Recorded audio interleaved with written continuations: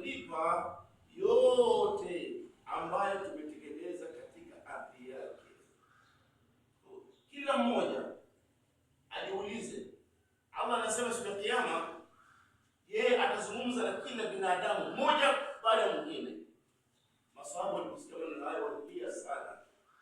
Waliambia Rasulullah, tuna nini ya kumwambia Mwenyezi Mungu? Tuna nini ya kumwambia Mwenyezi Mungu? Hakuna kitu tunasema na Mwenyezi Mungu kuuliza maswali na mjibu. Haiwezekani bwana. Ni hatari.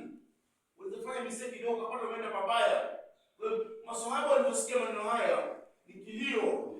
Hii ndio siri ya maswahaba wa Mtume Muhammad sallallahu alaihi wasallam. Waliposikia mambo mazito, imani zao upanda, wanajiona kama si chochote katika ardhi hii. Wanajiona wao ni dhaifu au hawana chochote mbele ya Mwenyezi Mungu Subhanahu wa Ta'ala.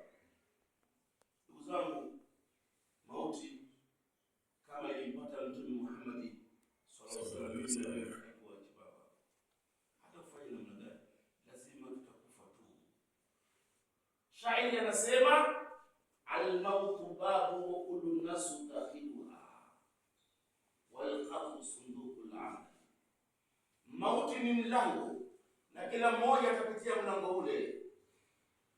Shairi mwingine anasema al-mautu kasu wa kullu wahid sharibuha. Mauti ni kikombe na kila mmoja atakinywa kile kikombe. Yaani uweze hepa mauti, ndugu zangu. Mtume wa Mwenyezi Mungu sallallahu alaihi wasallam kabla hajafa, angalia maneno ya Mtume, kabla hajafa amekaa na masahaba zake.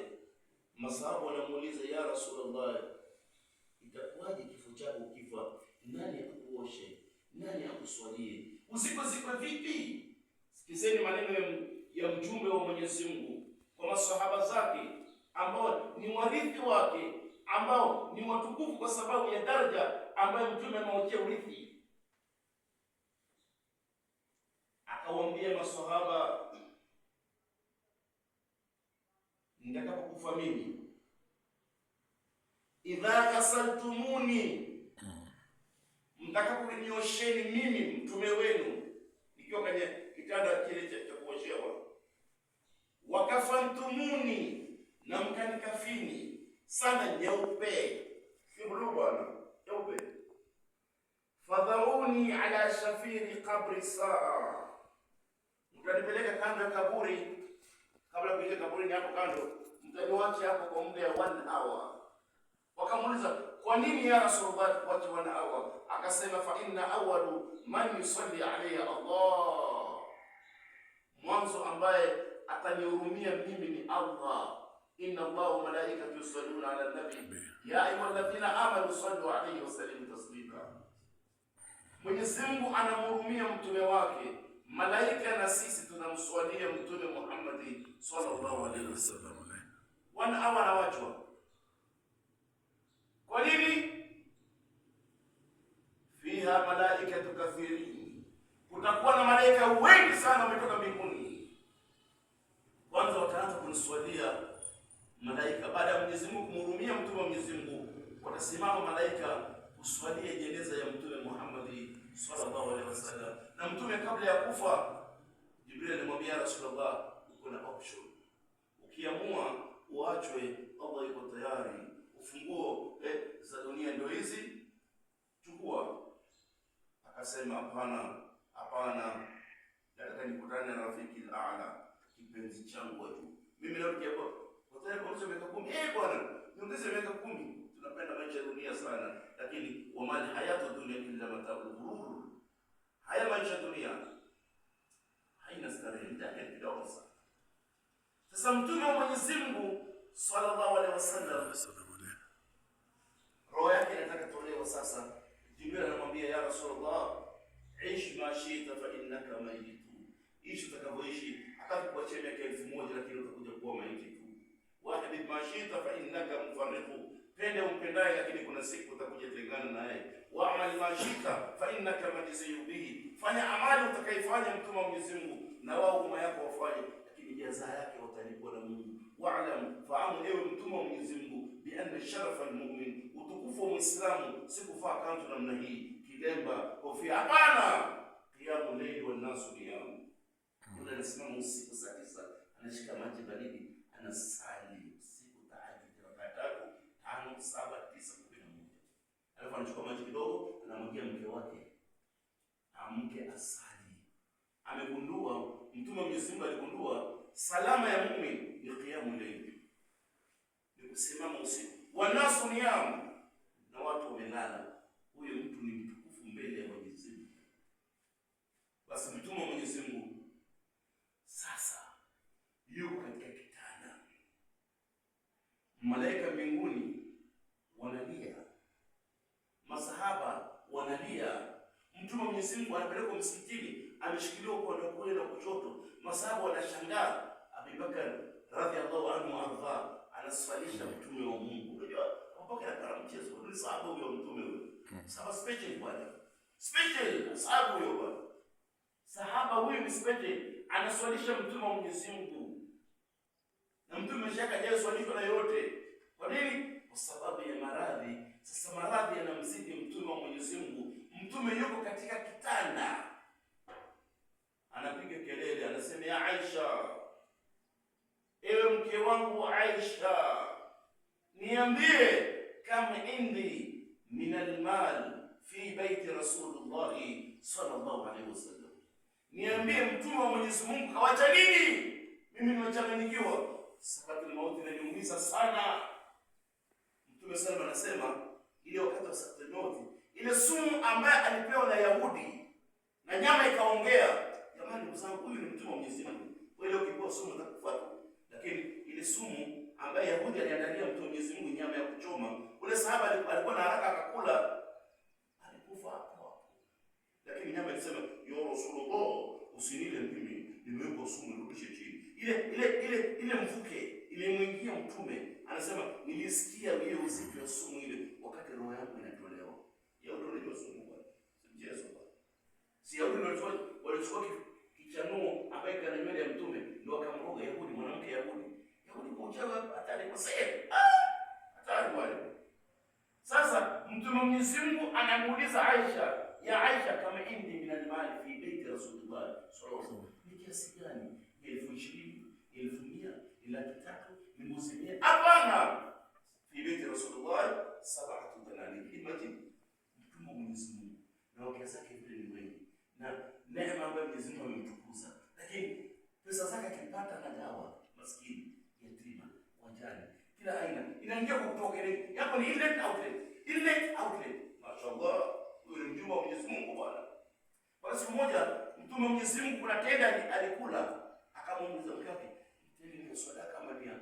Unajua mitume awali sadaka. Sadaka ni uchafu ya matajiri. Jamani, Muislamu, usizoe sana kula sadaka ama zaka.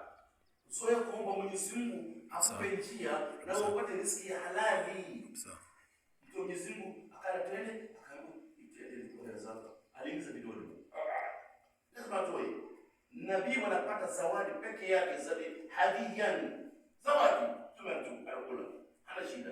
Sasa Mtume anamuuliza Aisha, "Mebakia kiasi gani ya mali?" Anasema fi baiti Rasulullah, kwa nyumba ya Mtume Muhammad sallallahu alaihi wasallam 7 dinari. Dinari 7 pekee yake ndio ilibakia.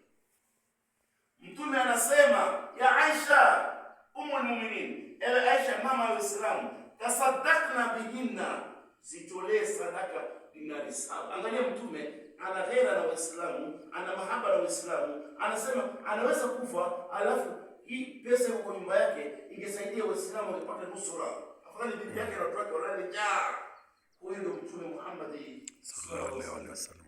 Mara Aisha anasahau mwanamke ni mwanamke, kama ni Aisha muumini, lakini mama yetu na ni mwanamke, akaona kwenda kutoa sadaka na Mtume akakataza mauti, akaona hapana, wacha nimrejelee Mtume wa Mwenyezi Mungu nione hali yake, asije kwa akafa nikikwenda natoa sadaka Mtume wa Mwenyezi Mungu na mume wangu akawa sijaona naye ananiambia chochote.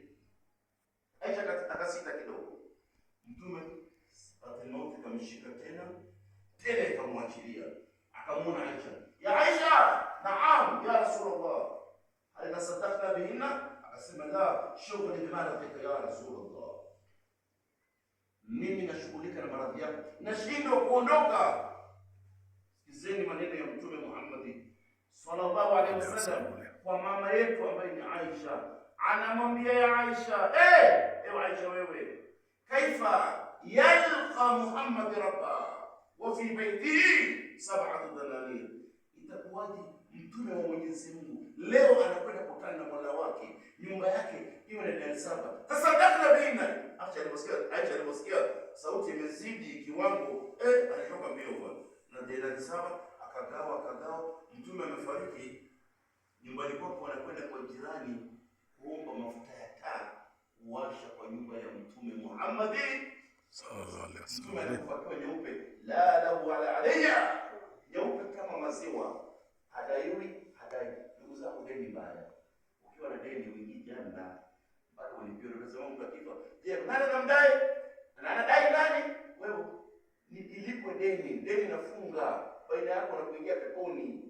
Kwa ndugu zangu, ukiwa deni yako aliko kwa dayari, ili ukifa familia waangalie sasa, mzee anadai mtu fulani na alikuwa anadaiwa na mtu fulani, at least itakufuatilia kama kuna watoto wako wataweza kulipa ili ufungukiwe akhera uingie janna. Sasa ndugu zangu, mtume wa Mwenyezi Mungu ndio roho yake inataka kutoka. Fatima binti Rasul analia, anasema ya abatahu, baba yangu wewe, anta sayyidul mursalin, wewe ni kiongozi wa mitume wote. Leo unaondoka dunia hii kweli, wakati umekwenda Isra na Miraj, nabii wote walitumwa chini na ukawaswalisha, ukawa imamu. Wewe ni kiboko ya mitume wote, unaondoka. Mtume alipomwona Fatima analia, akamwita, akamnong'onezea kwa masikio. Kasikia tafsiri baadaye, akamwambia nini? Akamweleza. Fatima akaanza kucheka. Aisha akamuuliza, Fatima, vipi? Akasema, tulia, nakwambia. Basi mtume wa Mwenyezi Mungu sasa roho yake inatolewa, mtume anafariki. Basi Aisha anamuuliza radhiallahu anha warda, ya Fatima, mbona mwanzo baba yako amekueleza maneno na ukafurahi, unalia sana, mbona ukacheka? Akasema, baba ameniambia baada ya 6 months namfuata akhera. Mzee wewe, niambia mtoto leo ikifika baada ya miezi 3 alifuata. Umesema na wajibu wewe, una maneno gani wewe mzee? Wewe mzee gani? Kwa mzee bwana, nimechukua baba bwana. Kuma anataka wewe unataka ingie janna. Lakini yeye watoto wasaidia hatari sana. Tumwambia atapotina na chifu tapeleko, babangu kidogo si mzuri, kama mtu kizuri, anasema kwa anakufa na sasa baada ya miezi 3 anaenda kumchukua. Mzee si mzuri huyo. Lakini Fatima alifurahi akijua anakwenda janna. Hii ndio mapenzi ndugu zangu. Mtume sana. Masahaba walimpenda mtume kiwango ambayo mpaka ikafika pale Bilal bin Rabah, huyu ndio sahaba ambaye ako duniani lakini anatembea peponi. Sana. Kama sahaba mbona hatari? Yaani anatembea duniani na tena anatembea janna. Mtume alimwambia Bilal, nikashangaa nimekuwa mbinguni. Nikafikiri nikaenda kwa malaika, nikaambiwa ni Jibril, ni Mungu yako. Ni kheri gani Bilal wewe unafanyanga? Akasema, mimi nashika udhu na sala kamili. Ukifanya hivyo utakuwa kama yeye. Shetani hawezi kubali. Shetani anakubali kwa hiyo. Kubali. Sikoni tumetoka baharini. Ndio mzee swali bwana. Ora simu imeingia. Halo, nyumbani wataka viazi imeisha. Amani sio zinakuja. Swali kamili. Lakini wale masahaba hata Ibilisi alikuwa anaogopa hao. Sasa mtume wa Mwenyezi Mungu sallallahu alaihi wasallam ameondoka, amezikwa, sasa anakufa. Fatima binti Rasul pia anazikwa.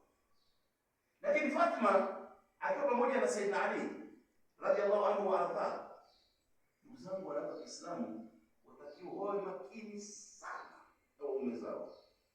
Fatima alimkosea Sayyidina Ali makosa ya kinyumba tu. Sayyidina Ali akakasirika, akaomba msamaha mara 72, hakukubaliwa. Ya 73 Amir Mu'minin anasema nimekusamea fi dunia wa fil al-akhirah. Fatima amini analia, anakwenda kwa baba yake anasema, ya abi, baba yangu mimi jana usiku mume wangu tumepitana kidogo, lakini nimemuomba msamaha mara 72. Amekaa ngumu. Jezebeli akawa amenikubalia. Muulize Jibril, chini kweli? Akasema Fatima, Jibril anatoka hapa kwa sababu yako. Anasema ujisamehe na mume wako. Mimi mtume wa Mwenyezi Mungu singeswalia jeneza yako. Huyu ni mtume wa Mungu. Je, wakati tunafanyaje? Dhiki, mtihani, kuswali yenyewe hawaswali, Ramadhani kufunga ni balaa. Yaani tunatakiwa tumuombe Mwenyezi Mungu sana. Sana ndugu zangu sana. Ili tuweze kuongoza familia zetu. Tuchukue msaada kwa Mwenyezi Mungu, alafu tuombeege familia yetu.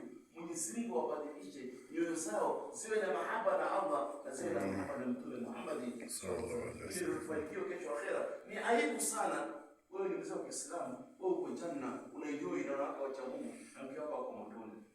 Hiyo information uko unapewa. Unajua akhera, wale watu wako akhera, kama unataka kufa, kuna information wanapanga fulani ataondoka. Sasa watu wa peponi wanakungojanga huko, watu wa motoni wanakuja huko. Wakikosa peponi aje wako motoni. Watamwambia Mwenyezi Mungu, mume wangu kuna siku nimekosa kumpigia pasi, amenipiga kofi. Muulize, nimekosa kuswali, ameniadhibu kweli? Allah wewe ni shahidi na unakuwa unaona. Tuingia babaya. Kwa hivyo sala haina mzaa. Kama watoto ni wadogo wanataka kuswali, nyima chakula. Wacha kosa chakula dhuhuri, ishai pia kosa chakula. Njaa ikazingaa, baba mimi nasali baba. Tuna watoto wanasali tu wenyewe. Usicheze na njaa bwana. Njaa inatisha. Nafsi hii ilikusanywa ikaulizwa na Mwenyezi Mungu, mimi nani na nyinyi nani? Nafsi ikasema wewe na sisi. Ikapelekwa sehemu ya moto, ikachomwa, ikatolewa. Msimamo ni ule. Wewe sisi. Ikapelekwa section ya barafu. Kuna section ya barafu. Kwa Jahannam kuna section ya barafu. Barafu balaa. Wacha duniani si barafu, hii ni sosa hii. Ikawekwa ndani, ikashtanga namna hii. Nafsi akajua hapa leo, huyu nafsi itakuwa mimi Mungu. Kutolewa, wewe, sisi. Nafsi vipi? Ikawekwa sehemu ya njaa. Hata Mungu hajauliza, ya Rabbi, wewe ni la ilaha illa Allah, Rabbul Izza wal Jalali. Tunakuamini 100%. Ndio Mungu akajua hawa waja wangu lazima tuweke vitu saumu ya Ramadhani. Ndio Mungu akasema ya waladhina amanu kutiba alaykumus siyam kama kutiba ala alladhina min qablikum la'allakum tattaqun. Saumu malipo yake ni makubwa, hakuna anayesipokuwa ni Allah subhanahu wa ta'ala. Kwa hivyo ndugu zangu, Allah tujalie min alladhina yastami'una qawla wa yattabi'una ahsana. Wassalamu alaykum wa rahmatullahi wa barakatuh. Wa alaykum salaam.